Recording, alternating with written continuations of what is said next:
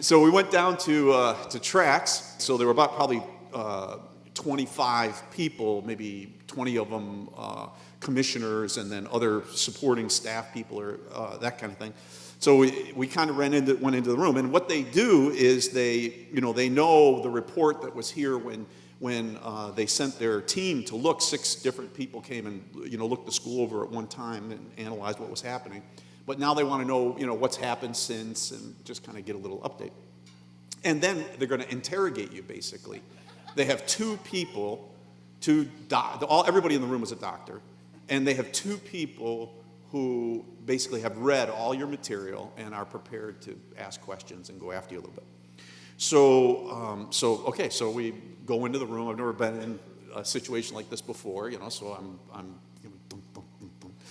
and we go into the room. We all sit down together there, and so they introduce me, and they have me introduce. I had Danuta with me and Dr. John Miller, and they have me introduce the team, and then basically give me a few minutes to say something. So I have like 5 minutes. I give say a little something about the school, and then they turn it over to the first one of these doctors who is basically assigned to ask us questions, and his name is Dr. Benson Karanja, and Dr. Benson Karanja is the president of Beulah Heights Bible College. I think it's down in Atlanta area.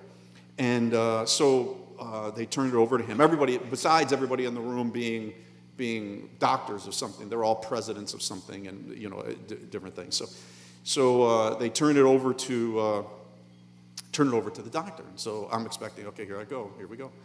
And the doctor looks and he says, "Are you the Elam?" He has a little bit of a Kenyan accent. He says, "Are you the Elam that has done quite a bit of work in Kenya?"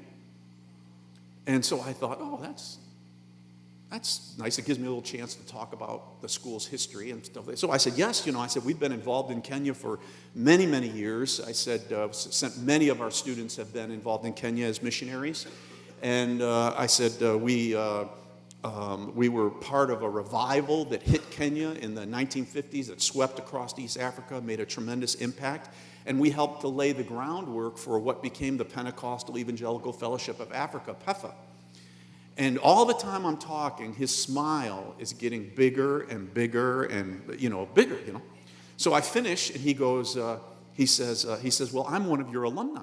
Wow. And I said, I know he's not one of our alumni. So I said, what do you mean by that? And he said, well, as a 10-year-old boy, he said, in Africa, he said, one of your missionaries trained me, basically, and gave me different materials and taught me and that kind of thing. And he said, I think I even have at home some certificates with Elam written on it, that I had gotten, at that time.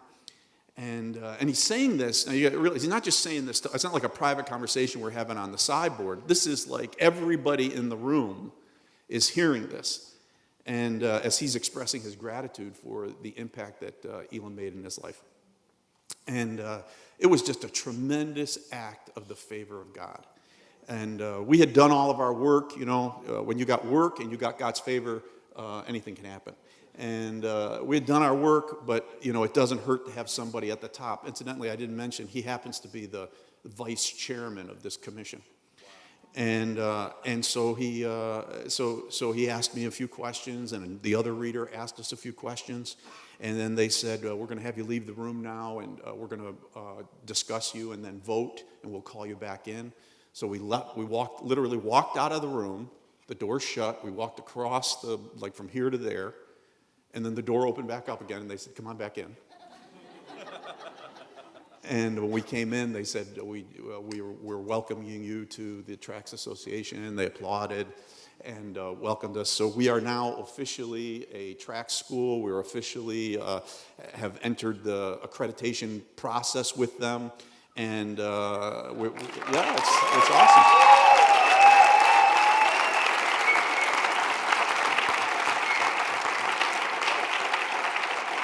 I don't know.